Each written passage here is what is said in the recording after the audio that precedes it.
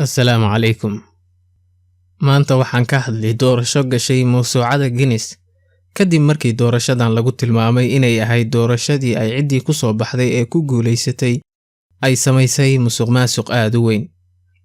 Balse marka hore intaanan madaxweynahaas aan ka hadlin iyo doorashadaas uu sida weyn ugu shubtay, ayaan waxaan wax yar ka taabanayaa taariikhda waddankaas. Waddanka aan ka hadlayo waa Liberia. Sanadii 1816 ayaa waxaa Mareykanka ka asaasantay jamciyad. Xilligaas oo adoonsigu ka jiray waddankaas Mareykanka ayaa waxaa lagu adoonsanayay madow fara badan.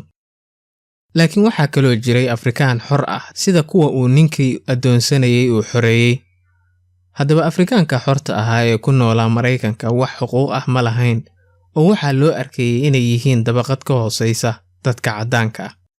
Haddaba jamciyaddaas ayaa waxa ay hadaf ka dhigatay in dadka madowga ah ee xorta ahaa lagu soo celiyo Afrika oo meel Afrika ka mid ah waddan looga sameeyo. Jamciyaddaas ayaa waddanka Liberia maanta la dhaho keentay dadka Afrikaanka ahaa ee xorta noqday iyadoo dejisay xeebahaas dhaca galbeedka Afrika. Laakiin madow badan oo u doodayay xuquuqdooda kuna noolaa Mareykanka ayaa fikraddan ka soo horjeeday oo waxay lahaayeen maxaa meelo kale naloo ku raraya xuquuqdeena bini'aadannimo hana la siiyo. Laakiin xilligaas adoonsiga ayaa caadi uga socday Mareykanka oo dadka madow waa la yeesi jiray. Iyadoo ay saasi tahay ayaa madow badan u haajireen dhulkaas ku yaala galbeedka Afrika. Madowgaas Mareykanka ka yimi ayaa magaalooyin ka asaasay xeebaha galbeedka Afrika, waxaana ku soo biiray adoomo kale oo la xoreeyay markii uu Mareykanku joojiyay adoomadii uu ka soo dhoofsan jiray wadamada Afrika. Magaalooyinka ay asaaseen ayaa waxaa ka mid ahaa caasimadda waddankaas Liberia ee Monrovia sanadku markuu ahaa 1822. Haddaba Julaay 26, 1847 ayaa waxay ku dhawaaqeen inay Liberia tahay waddan xor ah.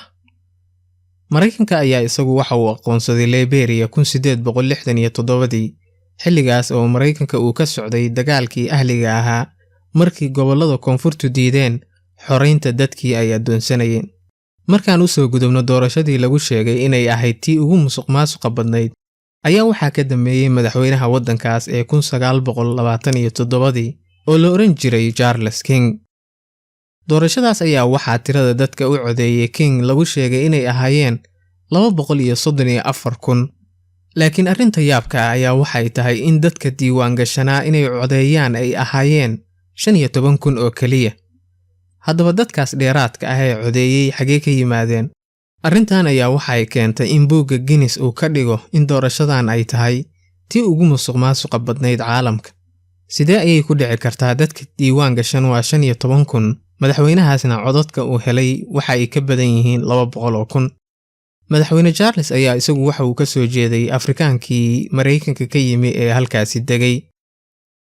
Haddaba Afrikaankaas Mareykanka ka yimi ayaa waxay dadka Liberia ka ahaayeen 5%, iyada oo ay saasi tahayna waddanka ayaa ay u talinayeen ilaa 1980 xilligaas oo ahayd markii uu afgembi sameeyay Samuel Doe kuna qabtay madaxweynihii waddanka William Tolbert.